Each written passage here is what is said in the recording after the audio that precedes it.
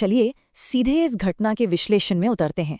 आज हम जिस केस फाइल को खोलने जा रहे हैं वो एक ऐसी दिल दहला देने वाली सच्ची घटना पर आधारित है जिसे साल 2019 में विनोद नाम के एक व्यक्ति ने शेयर किया था। हम स्टेप बाय स्टेप इस पूरी घटना की टाइमलाइन को समझेंगे और देखेंगे कि कैसे एक बिल्कुल साधारण सी गर्मियों की छुट्टी किसी भयानक नाइटमेयर यानी एक डरावने सपने में बदल सकती है। ये सिर्फ एक सुनी सुनाई कहानी नहीं है, बल्कि इस बात का एक बहुत बड़ा प्रमाण है कि कभी-कभी अनकही ताकतें हमारे ठीक आसपास ही मौजूद होती हैं। तुम चाहे कहीं भी जाओ, मैं तुम्हें इस तरह नहीं छोड़ूंगा। अब जरा सोचिए, कैसा लगेगा अगर अचानक हवा में से एक अदृश्य आवाज ऐसी धमकी दे। सच कहूं तो किसी के भी रोंगटे खड़े हो जाएं। इस एक धमकी ने इन भाइयों की जिंदगी को हमेशा के लिए बदल कर रख दिया था। तो ये सब शुरू कहाँ से हुआ और इसका अंजाम क्या निकला? आइए पर्दे के पीछे छिपे सच को समझते हैं। पहला भाग, गुदूर का सफर। कहानी की बुनियाद कुछ इस तरह रखी जाती है। राजस्थान के एक छोटे से गांव चंदिलाव से 10वीं कक्षा का छात्र विनोद और उसका भाई प्रकाश दोनों अपने सबसे बड़े भाई ओम से मिलने निकलते हैं। ओम दरअसल आंध्र प्रदेश के गुदूर शहर में एक मिठाई की दुकान चलाता था। शुरुआत में देखने पर लगता है कि ये बस एक आम पारिवारिक मिलन है जहां छोटे भाई छुट्टियां बिताने जा रहे हैं, लेकिन उन्हें इस बात का बिल्कुल भी अंदाजा नहीं था कि गुदूर की अनजान गलियों में कोई या शायद कुछ उनका बेसब्री से इंतजार कर रहा था।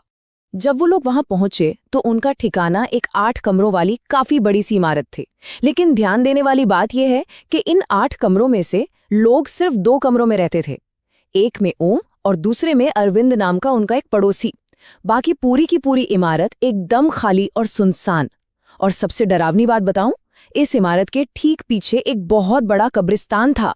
सन्नाटा, खाली कमरे और पड़ोस में कब्रिस्तान, किसी भी बुरे अनुभव के लिए ये एक परफेक्ट रेसिपी थी। दूसरा भाग, खतरे की पहली दस्तक। पुरानी इमारत में गड़बड़ियां पहले ही दिन से शुरू हो गई थी। हुआ ये कि जब विनोद अकेले अपने कमरे में आईने के सामने खड़ा होकर बाल बना रहा था तो अचानक उसने आईने में अपने ठीक पीछे एक बेहद डरावनी अनजान मानव आकृति देखी। डर के मारे उसने कंघी वहीं हवा में उछाली, जल्दी से कमरे को लॉक किया और अपनी जान बचाकर दुकान की तरफ भाग निकला। ये कोई आम भ्रम नहीं था, दरअसल ये आगे आने वाले एक बड़े तूफान की पहली दस्तक थी। उसी पहली रात का घटनाक्रम देखिए, काफी बेचैन करने वाला था। रात के ठीक 12 बजे अचानक इमारत की बिजली गुल हो जाती है।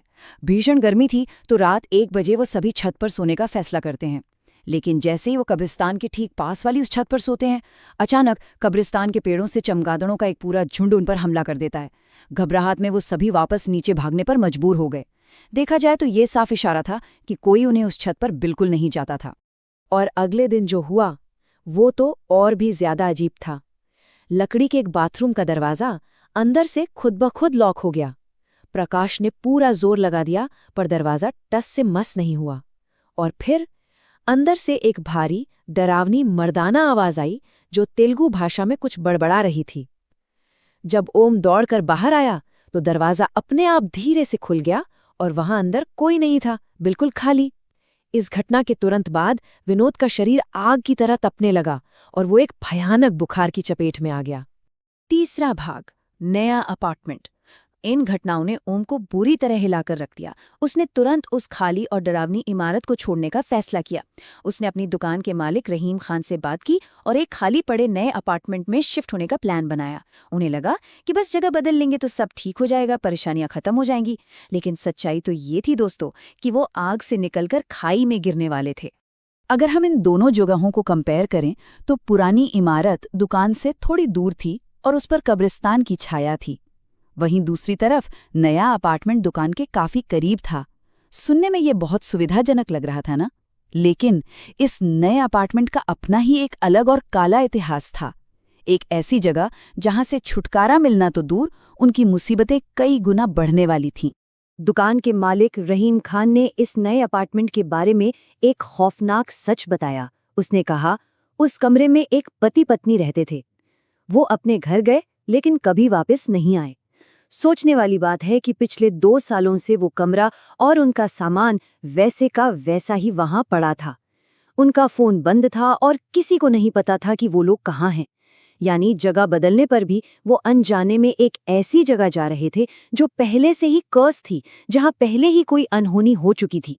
चौथा भाग, खौफ का बढ़ता साया। अब इस विश्लेषण के सबसे डरावने हिस्से की बात करते हैं। जब भाइयों ने अपना सामान नए अपार्टमेंट में शिफ्ट करना शुरू किया और उनका आना जाना दोनों जगहों के बीच होने लगा, तो हालत एकदम से हाथ से निकलने लगी। अब ये मामला सिर्फ अजीब आवाज़ों तक सीमित नहीं था, अब उनका मानसिक संतुलन बिगड़ने लगा था और आक्रामक घटनाएं होने लगी थीं। खौफ का ये सिलसिला कितनी तेजी से बढ़ा, जरा इस पर गौर कीजिए।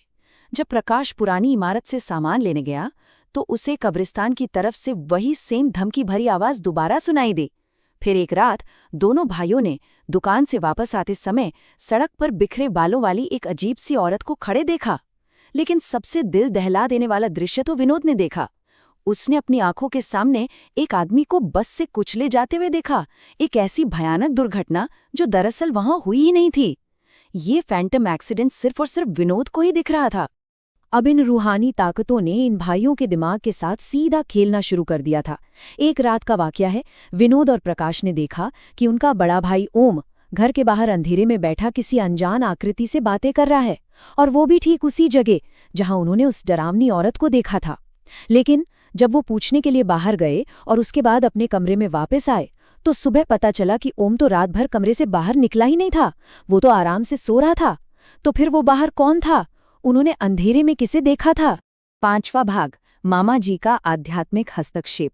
इन लगातार घटनाओं से विनोद की हालत इतनी खराब हो गई कि उसे तुरंत वापस राजस्थान भेजना पड़ा। गांव पहुंचते ही परिवार वाले बिना देरी किए उसे सीधा उसके मामा के पास ले गए। उनके मामा हनुमान जी के बहुत बड़े भक्त थे और इन रूहानी और अलौकिक परेशानियों को दूर करने का ज्ञान रखते थे। वहां पहुंचकर ही असली समस्या और उसकी गहराई का पर्दाफाश हुआ।